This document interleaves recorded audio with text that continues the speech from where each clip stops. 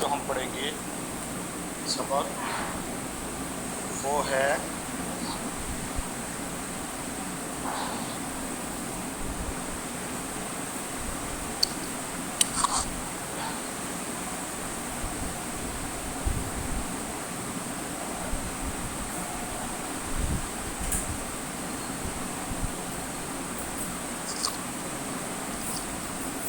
عزیز طلباء اکرام، سبق شروع کرنے سے پہلے بیٹا یہ جو بچے اسکرین پر یہ کون ہے؟ یہ بچے جو اسکرین پر لائنیں مار رہے ہیں، بیٹا یہ تو بہت بری بات ہے. آپ توجہ سے میرے خیال میں سبق نہیں سن رہے. اور یہ تو اسلامیات کا سبق ہے، اس میں حضور صلی اللہ علیہ وسلم کی سیرت کے بارے میں بتایا جا رہا ہے. اور اس طرح بے توجہی کے ساتھ بیٹھنا تو اس سے اللہ پاک بھی ناراض ہو جائیں گے. اس لیے یہ تو حضور صلی اللہ علیہ وسلم کی سیرت پڑھ رہے ہیں اس کے اندر، اور قرآنی دعا بھی ہم پڑھ رہے ہیں، ایک حدیث بھی پڑھ رہے ہیں. اچھا، تو سبق شروع کرنے سے پہلے آج کی جو ہماری دعا ہے وہ دعا ہے کہ سبق یاد کرنے سے پہلے کہ سبق آسانی سے یاد ہو جائے، انسان کو یہ دعا پڑھنی چاہیے. اللہ تبارک و تعالیٰ نے انسان کو سمجھائی ہے، اس لیے اہتمام کے ساتھ سبق شروع کرنے سے پہلے یہ دعا پڑھنی چاہیے. اب سب حضرات کو ماشاء اللہ یہ دعا آتی ہے: رب اشرح لی صدری ویسر لی امری واحلل عقدۃ من لسانی یفقہوا قولی. میرے پروردگار میری خاطر میرا سینہ کھول دیجیے. رب اشرح لی صدری، میری خاطر میرا سینہ کھول دیجیے. ویسر لی امری، اور میرے لیے میرا کام آسان بنا دیجیے. واحلل عقدۃ من لسانی، اور میری زبان میں جو گرا ہے، بولتے وقت جو انسان اٹکتا ہے، یا اللہ جو گرا ہے اس کو یا اللہ واحلل دور کر دیجئے. یفقہوا قولی، تاکہ لوگ میری بات سمجھ سکے. جب بھی میرا بیٹا آپ سبق شروع کریں تو سبق شروع کرنے سے پہلے اس دعا کو ضرور پڑھ لینا چاہیے. یہ دعا آپ کو ماشاءاللہ پہلے سے یاد ہے، بس اس کا آپ ترجمہ اچھے طریقے سے یاد کر لیجیے. آج کی جو ہماری حدیث شریف ہے وہ یہ ہے، اس کا عنوان ہے کہ یہ جو اللہ تبارک و تعالیٰ نے دنیا بنائی ہے اور جنت بنائی ہے، یہ کس کے لیے بنائی ہے؟ تو آپ عنوان دیکھ رہے ہیں کہ یہ جو دنیا ہے اور جنت ہے اللہ تبارک و تعالیٰ نے کس کے لیے بنائی ہے؟ تو اللہ کے رسول صلی اللہ علیہ وسلم ارشاد فرما رہے ہیں: الدنیا سجن المؤمن و جنت الکافر، کہ دنیا مسلمان کے لیے قید خانہ اور کافر کے لیے جنت ہے. یعنی مسلمان جو ہے وہ دنیا کے اندر اپنی من چاہی زندگی نہیں گزارتا، بلکہ وہ اللہ رب العزت کے احکامات کے مطابق اور جناب نبی کریم صلی اللہ علیہ وسلم کی سنتوں اور احکامات کے مطابق عمل کرتا ہے. اس لیے اللہ کے رسول صلی اللہ علیہ وسلم نے فرمایا کہ دنیا مسلمان کے لیے قید خانہ ہے. جیسے انسان جیل کے اندر، قید خانہ کے اندر اپنی منچاہی زندگی نہیں گزارتا، بلکہ وہاں کے جو رولز ہوتے ہیں ان کو فالو کرتا ہے، اس کے مطابق زندگی گزارتا ہے. تو مسلمان بھی ایسا ہی ہے. اور جنت اور کافر جو ہے اللہ نے دنیا اس کے لیے جنت بنائی ہے، جیسے اس کی دل چاہے ایسے وہ زندگی گزار رہا ہے. تو اللہ کے رسول صلی اللہ علیہ وسلم نے فرما دیا کہ دنیا سجن المؤمن و جنت الکافر، کہ دنیا مسلمان کے لیے قید خانہ اور کافر کے لیے جنت ہے. عزیز طلباء اکرام، آج جو ہم سبق پڑھیں گے وہ آپ کی درسی کتاب صفحہ نمبر 14 پر، صفحہ نمبر 14 پر تجارت ہے. اس سے پہلے ہم نے حضور صلی اللہ علیہ وسلم کے بچپن کے بارے میں پڑھ لیا تھا. اس میں ہم نے کہ حضور صلی اللہ علیہ وسلم نے شام کا جو پہلا سفر کیا تھا وہ 12 سال کی عمر میں کیا تھا. اب یہاں سے ہم تجارت کے بارے میں پڑھ رہے ہیں. اس میں سب سے پہلی بات یہ ہے کہ مکہ معظمہ میں ایک بیوہ خاتون رہتی تھی. جن کا نام تھا خدیجہ۔ اللہ نے حضرت خدیجہ رضی اللہ تعالی عنہا کو بہت زیادہ دولت دی تھی، کافی عرصے سے ان کی تجارت چلتی ہوئی آ رہی تھی، لیکن اب ان کے کام کو کوئی سنبھالنے والا نہیں تھا، ان کی تجارت کو کوئی دیکھنے والا نہیں تھا۔ حضور اکرم صلی اللہ علیہ وسلم کی عمر اس وقت 25 برس تھی، 25 سال تھی۔ سچائی، امانت داری آپ صلی اللہ علیہ وسلم کی عادت تھی۔ ہر انسان جانتا تھا کہ رسول اللہ صلی اللہ علیہ وسلم سب سے زیادہ سچے ہیں، سب سے زیادہ امانت دار ہیں۔ ہر شخص کی زبان پر صادق یعنی سچا اور امین امانت دار کا لقب تھا، اور عموماً رسول اللہ صلی اللہ علیہ وسلم کو اسی لقب سے پکارا جاتا تھا، لوگ اسی لقب سے آپ صلی اللہ علیہ وسلم کو پکارتے تھے کہ وہ دیکھو بھائی صادق ہیں، وہ دیکھیں امین ہیں، اسی نام سے حضور صلی اللہ علیہ وسلم کو پکارا جاتا تھا۔ حضرت خدیجہ رضی اللہ تعالیٰ عنہ بیوہ خاتون تھی، میں نے آپ کو بتا دیا۔ اس بیوہ کا مقدر جاگا، خوش نصیبی کا تارا چمکا، حضور اکرم صلی اللہ علیہ وسلم کی تعریف ان کے کانوں تک پہنچی کہ بھئی ایک ایسے صادق اور امین شخص ہیں اور بہت سچے ہیں، بہت امانت دار ہیں۔ حضور صلی اللہ علیہ وسلم کی تعریف ان کے کانوں تک پہنچی۔ حضرت خدیجہ رضی اللہ تعالیٰ عنہ نے جان پہچان کے آدمیوں کو بیچ میں ڈالا، جو حضور صلی اللہ علیہ وسلم کے ساتھ زیادہ تعلق رکھتے تھے ان کو بیچ میں ڈالا، اور ڈال کر کے تجارت کا سارے کے سارا جو کاروبار تھا، جو حضرت خدیجہ کی تجارت تھی، وہ حضور صلی اللہ علیہ وسلم کی سپرد کر دی، ان کے ذمہ میں لگا دی۔ اب عرب کا جو تاجروں کا جو دستور تھا، وہ ملک شام جا کر کے اپنا مال بیچا کرتے تھے، اپنی تجارت جا کر کے ملک شام میں کیا کرتے تھے۔ آپ صلی اللہ علیہ وسلم نے بھی سفر کا انتظام کیا اور شام کو روانہ ہو گئے۔ یہ رسول اللہ صلی اللہ علیہ وسلم کا شام کا دوسرا سفر ہے، شام کا دوسرا سفر ہے۔ جب رسول اللہ صلی اللہ علیہ وسلم نے سفر کا انتظام کر لیا اور شام کو روانہ ہو گئے، ملک شام کی طرف روانہ ہو گئے، تو حضرت خدیجہ رضی اللہ تعالی عنہا نے اپنا ایک غلام بھی، اپنا ایک خادم بھی ان کے ساتھ کر دیا۔ اس خادم کا نام تھا میسرہ، اس خادم کا نام تھا میسرہ۔ یہ بھی حضور صلی اللہ علیہ وسلم کے ساتھ اس شام، ملک شام کے سفر میں تجارت کے لیے حضور صلی اللہ علیہ وسلم کے ساتھ چلا گیا۔ حضور اکرم صلی اللہ علیہ وسلم کو اس تھوڑے سے مال میں تگنا چگنا نفع ہوا۔ سچائی، محبت اور اخلاق کا وہ نمونہ پیش کیا کہ یہ جو خادم تھے حضرت خدیجہ کے، میسرہ، یہ بہت زیادہ رسول اللہ صلی اللہ علیہ وسلم سے متاثر ہوئے۔ حضرت خدیجہ رضی اللہ تعالی عنہا نے جب اپنے خادم کی زبانی سفر کے حالات سنے، سفر کے پورا قصہ سنا اور پتہ چلا کہ سفر میں یہ حالات اور واقعات پیش آئے، تو حضرت خدیجہ رضی اللہ تعالی عنہا نے یقین کر لیا کہ جس شخص کے اندر اتنی خوبیاں ہیں اور وہ اتنی خوبیوں کا مالک ہے، یقیناً وہ شخص ایک بہت بڑے رتبے کا آدمی ہوگا، بہت عظیم آدمی ہوگا، جس کے اندر اللہ تبارک و تعالیٰ نے اتنی خصوصیات رکھی ہوئی ہیں، اتنی خوبیاں رکھی ہوئی ہیں۔ چنانچہ اس نکاح کا اشارہ ہوا۔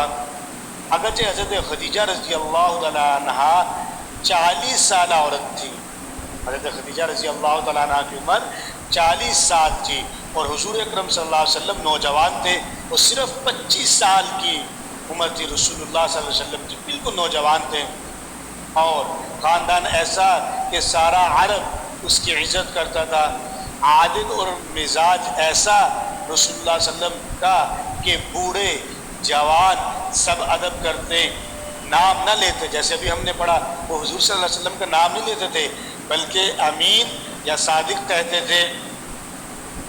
تجارت سب سے بڑی چیز تھی، اس کے رسول اللہ صلی اللہ علیہ وسلم بہت زیادہ ماہر تھے۔ بہرحال رسول اللہ صلی اللہ علیہ وسلم نے ان کی نکاح کی درخواست کو قبول فرما لیا، ان کی کی نکاح کی اپلیکیشن کو ایکسیپٹ کر لیا، نکاح ہو گیا رسول اللہ صلی اللہ علیہ وسلم کا، اس کے بعد اولاد ہوئی۔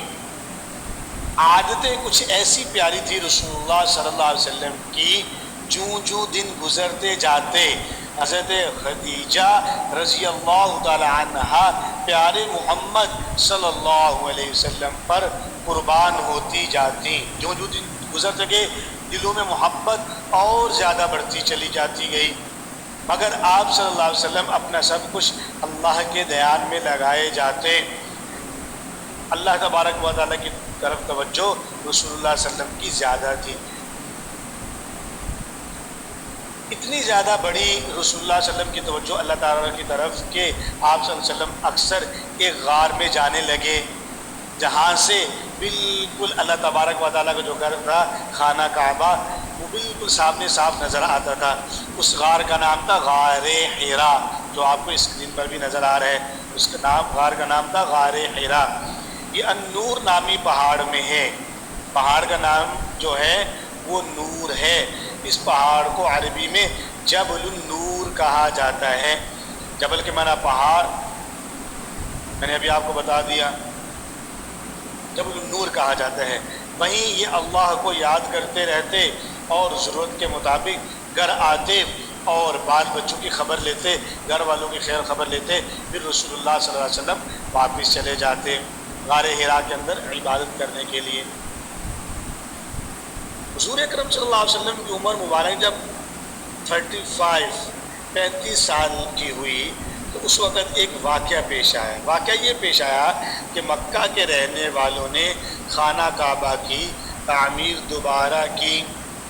خانہ کعبہ کی تعمیر اس لیے دوبارہ کی کہ آگ لگنے کی وجہ سے اور پھر بارش کی جو پانی ہوتا تھا اس کی وجہ سے، جو سیلاب کا پانی تھا اس کی وجہ سے خانہ کعبہ کی جو دیواریں تھیں وہ کمزور ہو گئی تھی۔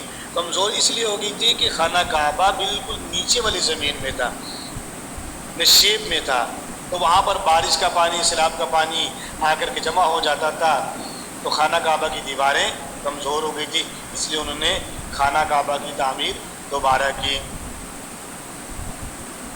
آپ کو پہلے سے پتا کہ خانہ کعبہ کی دیوار میں ایک پتھر ہے جو جنت سے آیا ہے، اس پتھر کو حجر اسود کہا جاتا ہے، اس پتھر کو حجر اسود کہا جاتا ہے۔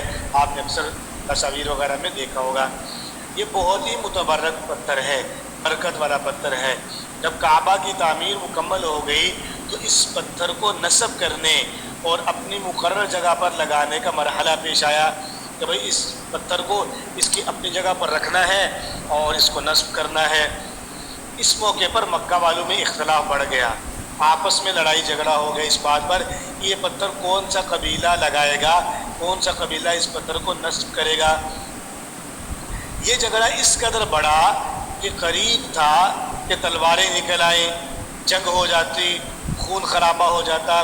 اس موقع پر مکہ معظمہ کی ایک معزز شخصیت، مکرم شخصیت ابو امیہ بن مغیرہ مخزومی، صفحہ نمبر 16 پر درسی کتاب میں ان شخصیت کا نام موجود ہے۔ معزز شخصیت کا نام تھا ابو امیہ بن مغیرہ مخزومی۔ انہوں نے یہ تجویز دی، یہ مشورہ دیا کہ کل صبح جو شخص سب سے پہلے مسجد حرام کے دروازے سے داخل ہوا ہو اور اس کو فیصلہ کرنے کے لیے اختیار دے دیا جائے، یعنی سب سے پہلے جو کل شخص مسجد حرام کے دروازے میں داخل ہوگا اس شخص کو اس کا فیصلہ کرنے کا اختیار دے دیا جائے۔ اللہ کا کرنا یہ ہوا، اللہ کی شان یہ دیکھیے کہ صبح سب سے پہلے آنے والے جو شخص تھے وہ خود رسول اللہ صلی اللہ علیہ وسلم تھے۔ آپ صلی اللہ علیہ وسلم ویسے ہی ان میں صادق اور امین کے لقب سے مشہور تھے۔ انہوں نے بہت خوشی کا اظہار کیا کہ آپ صلی اللہ علیہ وسلم فیصلہ کریں گے۔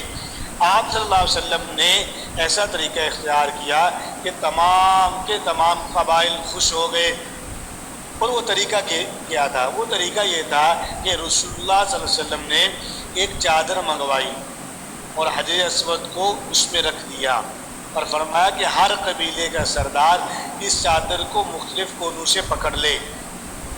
پھر سب نے مل کر چادر اٹھائی، اور جب چادر اس مقام پر پہنچ گئی جہاں اس پتھر کو رکھنا تھا، تو آپ صلی اللہ علیہ وسلم نے بذات خود حجر اسود کو اپنے ہاتھوں میں اٹھایا اور اٹھا کر کو جس جگہ اس کو رکھنا تھا، جو جگہ طے شدہ تھی، اس جگہ پر آپ صلی اللہ علیہ وسلم نے لگا دیا۔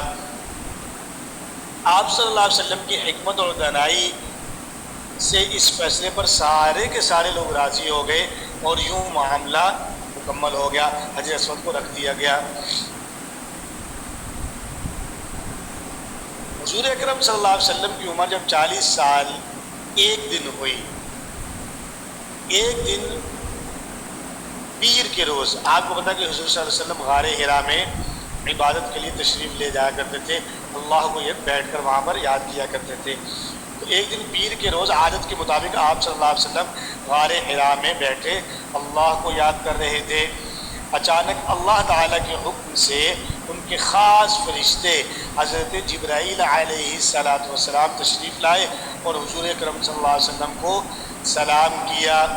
آپ صلی اللہ علیہ وسلم نے سلام کا جواب دے کر پوچھا، آپ کون ہیں؟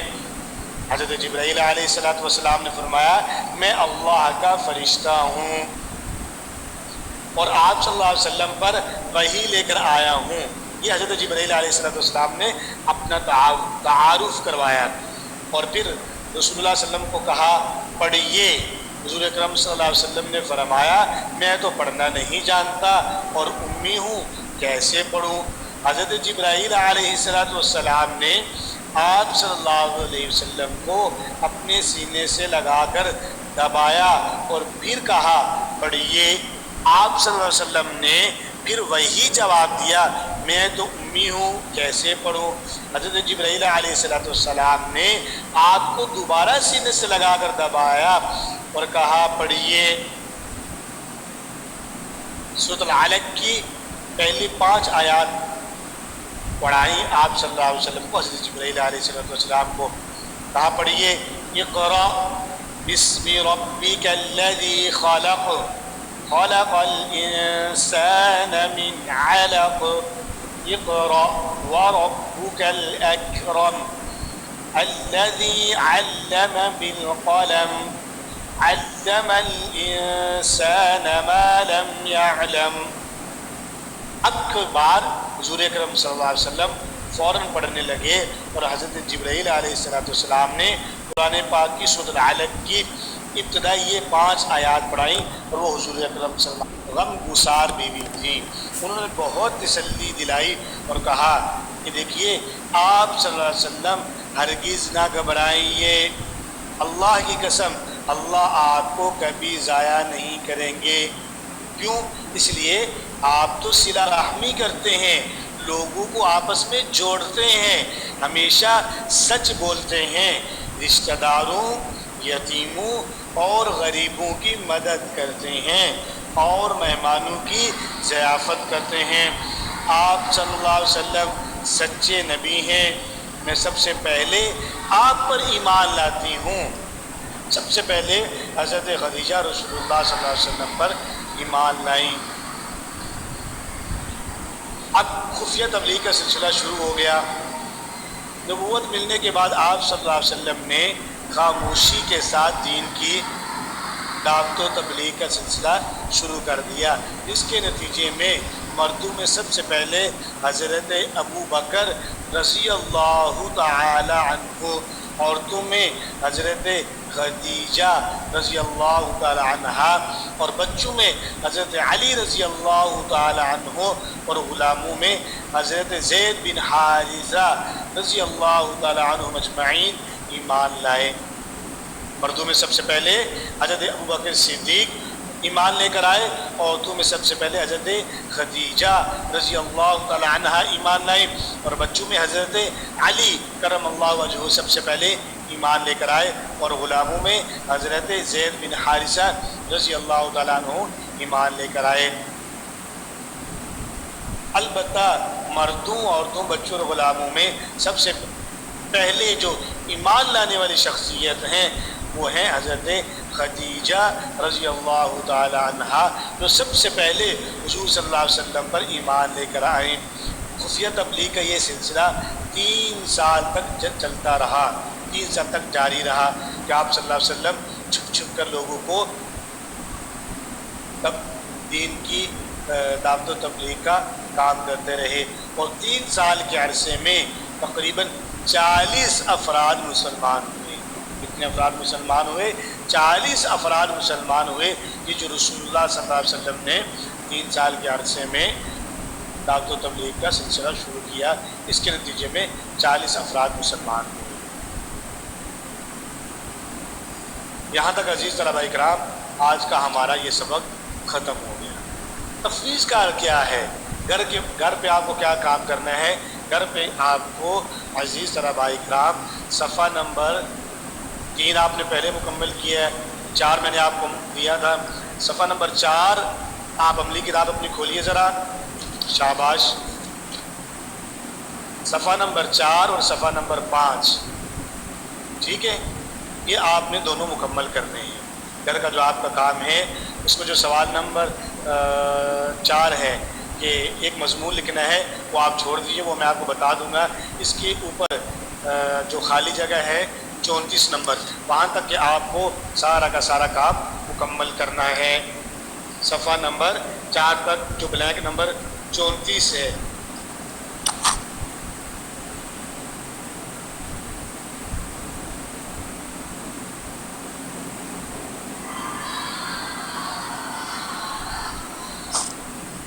عزیز طلباء کرام بہت سارے بچوں نے جو کام ہے وہ چیک نہیں کروایا اور بہت سارے بچوں نے کم کیا ہے۔ ایک تو بیٹا پینسل سے کام نہیں کرنا، تمام بچے سن لیں، پینسل سے کام نہیں کرنا۔ کام چیک کرتے وقت میں نے 2-3 بچوں کو دیکھا انہوں نے پینسل سے کیا۔ بچے اگر کوئی سوال پوچھنا چاہ رہے ہیں آپ کھڑے ہیں۔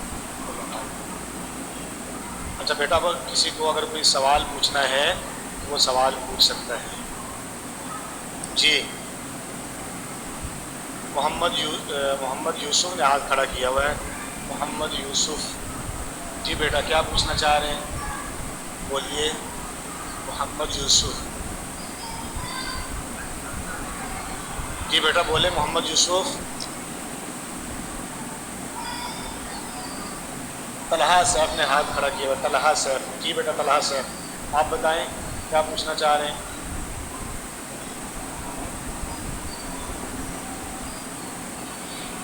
طلحہ سیف نہیں ہے، یہ رہا